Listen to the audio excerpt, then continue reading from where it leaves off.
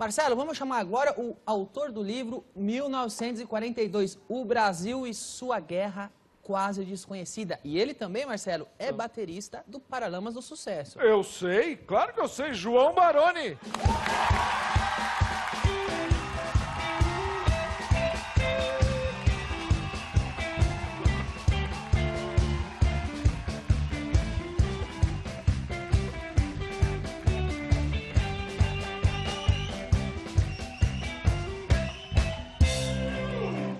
Muito obrigado, João Baroni, muito obrigado Beleza. por vir, um prazer gigantesco. Bacana. Me explica, Galera do traje. você conhece já o pessoal? Já ouviu falar dele? Já ouviu falar? Banda nova começando agora. Pode, pessoal. tá bom.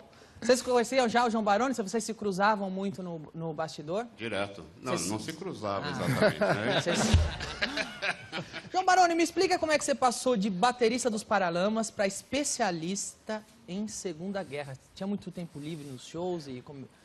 Você lembra que você fez a cobertura Lembro. do meu primeiro livro, né? Que No você ainda CQC, tava pelo naquele CQC. outro programa Você também. gostou da matéria? Sim, foi ótimo. Então, eu quero pedir desculpa, eu tive que fazer isso, eu trabalhava no CQC, eu tive que fazer aquilo que foi pro ar, você me desculpe. Não, tá? foi ótimo, foi ótimo. Bom, enfim, aquele foi o meu primeiro momento, aí eu resolvi falar um pouco mais sobre essa história tão incrível do Brasil na Segunda Guerra Mundial. A gente está falando um pouco aqui, o programa tem esse clima mais, né, vamos dizer assim, sacanagem, né? Isso, mais de filha Mas- da... Pi.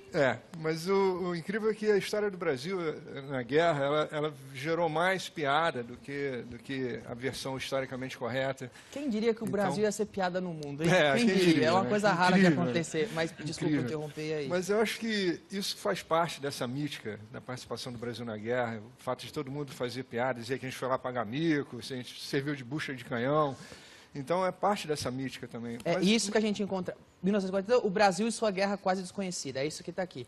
sim, eu acho que todas as coisas que dizem respeito ao Brasil ter participado da guerra só fazem aumentar o valor dessa história, porque foi um esforço incrível.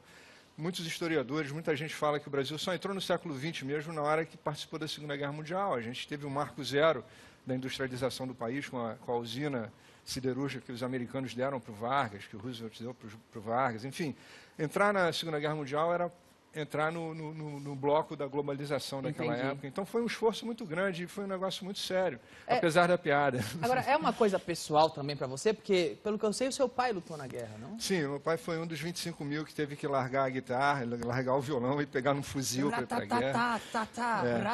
Exatamente. Meu pai morava aqui em São Paulo, trabalhava nos Correios e já namorava minha mãe. Eles se casaram depois da guerra, aquela coisa, né, anos dourados. Ah, e sua tudo. mãe chegou aí se despedir do seu pai no trem? Não, ele não, vai- não. ele vai pra não. guerra. Ela estava guardadinha em casa, a princesa guardada em casa. Deixa eu ver umas fotos do seu pai na época, cadê?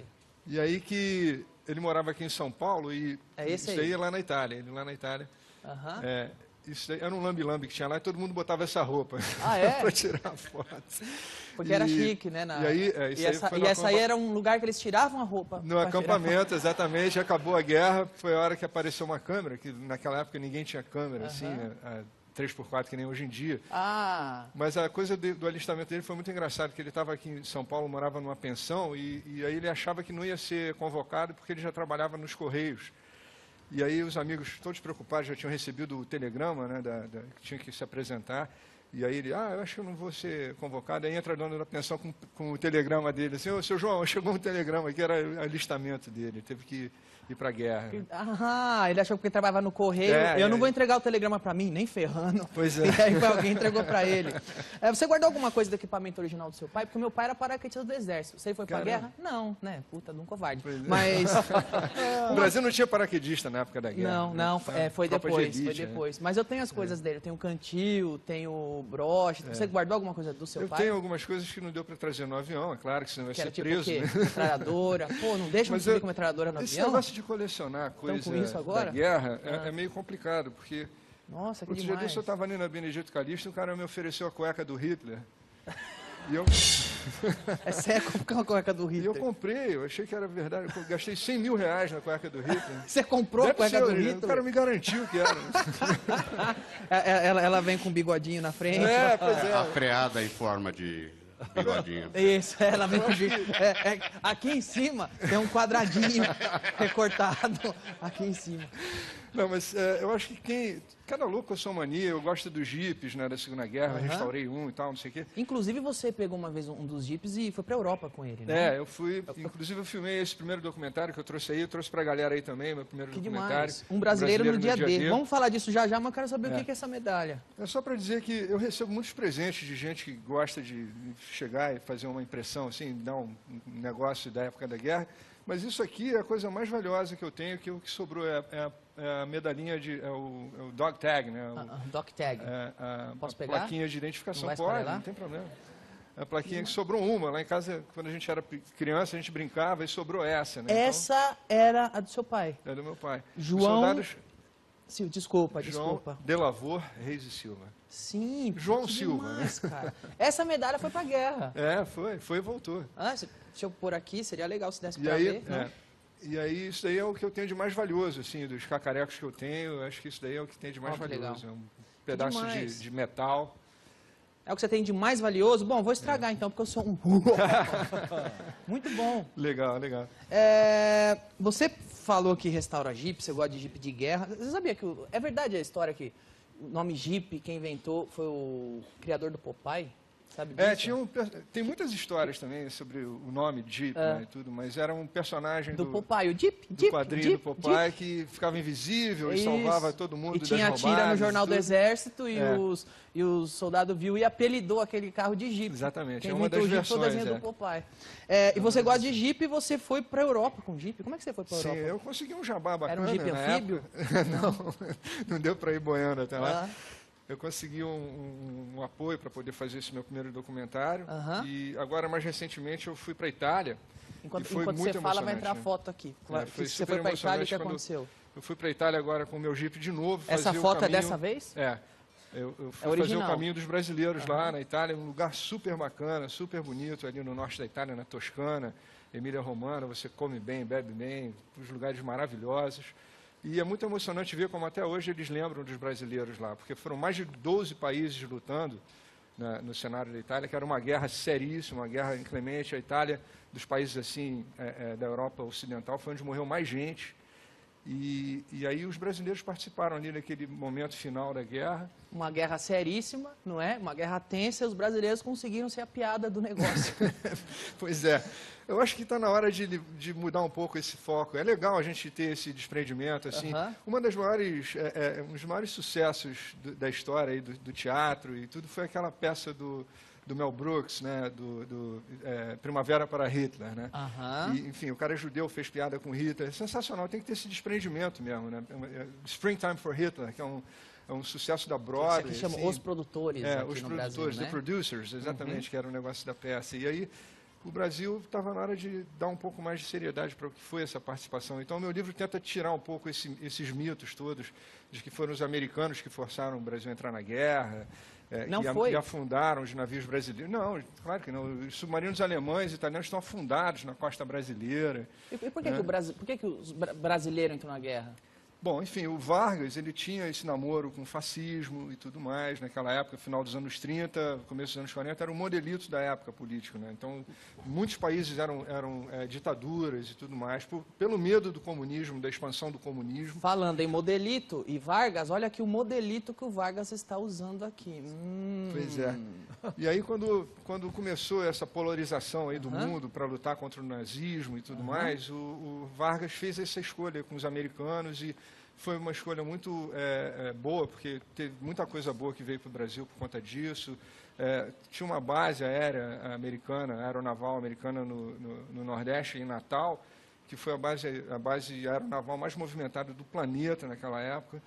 E foi importantíssimo, estratégico para os americanos entrarem na guerra pelo norte da África, subir pela Itália. E, enfim, o Churchill não queria que o Brasil participasse da guerra, não precisava, já tinha muita gente lá lutando. Está aqui o Churchill. E o Roosevelt falou, não, a gente precisa, o Brasil precisa entrar nesse bonde também e tal. E acabou que dos 100 mil homens que a gente ia mandar, a gente conseguiu rapar o tacho, foram 25 mil. E por que para os Estados Unidos, o Churchill não queria, mas por que para os Estados Unidos era importante que o Brasil participasse da guerra? Foi esse acordo que o Vargas fez com o Roosevelt para ceder as bases americanas aqui, Recife e Natal. Interesse geográfico também. Foi importantíssimo, né? Porque ninguém sabe, mas era um ponto estratégico, era o ponto mais próximo do norte da África. Então, aviões e navios americanos chegavam lá para ajudar os ingleses ali naquele começo da guerra no norte da África. Eles ajudaram a derrotar os alemães, subiram pela Itália e até a hora do dia D, a Itália era um lugar super estratégico para tentar chegar em Berlim. E aí a guerra ficou meio num limbo ali, mas continuou o couro comer ali, sabe? Ou seja, eu mesmo fiz aqui, faz piada do Brasil na Segunda Guerra, mas a participação do Brasil foi importante, sim. Ajudou no esforço, a gente ajudou a botar uma pedra nesse muro, né? Porque até hoje os italianos lembram dos brasileiros lá, como eu estava falando aqui, com um carinho especial. A gente botou os alemães para correr em Modena, por exemplo, onde é a fábrica da Ferrari, os brasileiros foram lá e libertaram a cidade. Então tem um monte de lugar ali onde os alemães estavam ali em cima dos morros e tudo, Monte Castelo, que foi aquela clássica vitória dos brasileiros, né? Botaram os alemães para correr. O seu pai? Enfim, foi... O seu pai era italiano, Baroni? Não. Meu pai, na verdade, era o Lavor Silva. Minha mãe é que é Baroni. Entendi. Deixa eu perguntar uma coisinha? Sim, eu posso perguntar uma coisinha? Claro. Porque assim, Nossa, a gente não falei está falando nada, várias coisas. Já está falando várias vezes aí que virou uma piada. Só que na época não era nenhuma piada. Eles voltaram como heróis, né? Eu imagino porque eu lembro do meu pai e minha mãe falando que tinha esforço de guerra, que tinha racionamento, no gasogênio no lugar de gasolina. Então eu imagino que quando eles voltaram, os pracinhas, eles voltaram como heróis, não como uma piada. A piada veio depois com as outras bobagens que aconteceram pelo país afora, né? Sem dúvida, sem dúvida. Acho que isso é uma parte dessa mítica toda que envolve a participação brasileira, porque na época, por exemplo, você lembra que você sacaneou por causa do nome Pracinha, né? Que era o apelido do soldado brasileiro. Pracinha era um nome carinhoso, que todo mundo chamava o soldado que era o infante, o cara novo que foi convocado para ir para a guerra. A galera tinha, tipo, a nossa idade, quando a gente começou a tocar música, aí, tinha 20 e poucos anos, quando teve que ir para a guerra. Então, Pracinha era um nome gentile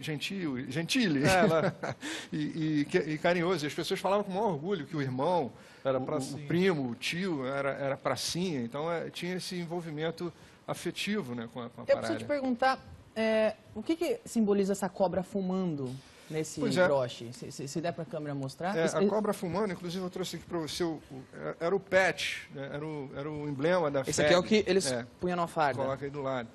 Uma cobra fumando a cobra cachimbo. fumando, ela simbolizou o esforço que o Brasil fez para mandar os nossos homens para lutar na guerra. Assim, A hora que a ninguém cobra vai acreditou, né? fumar. Agora que a cobra vai fumar. Ninguém acreditou que o Brasil podia mandar gente para participar da Segunda Guerra Mundial, uma guerra moderna. O nosso exército era defasado na doutrina. A doutrina militar brasileira estava defasada, era a doutrina da Primeira Guerra Mundial ainda. Então, houve uma necessidade de modernizar tudo aqui e tudo mais. E aí a cobra fumando era coisa impossível. Era mais fácil uma cobra fumar do que o Brasil ir para a guerra. E a cobra fumou. E a cobra fumou. Olha a cobra fumando aqui. Pois é. E Não é a que... cobra da Cracolândia, é outra coisa. É outra coisa. Isso aqui também é um patch do outro documentário que eu fui para a Itália, do Caminho dos Heróis. Caminho vai dos passar Heróis. agora no segundo semestre aí nos canais temáticos de história. Demais. Vamos ver um trechinho, eu acredito que é desse documentário que a gente tem que mostrar. Sim. Cadê? Tá pronto. Realmente, sensação incrível de poder estar rodando aqui nas areias de Omaha Beach.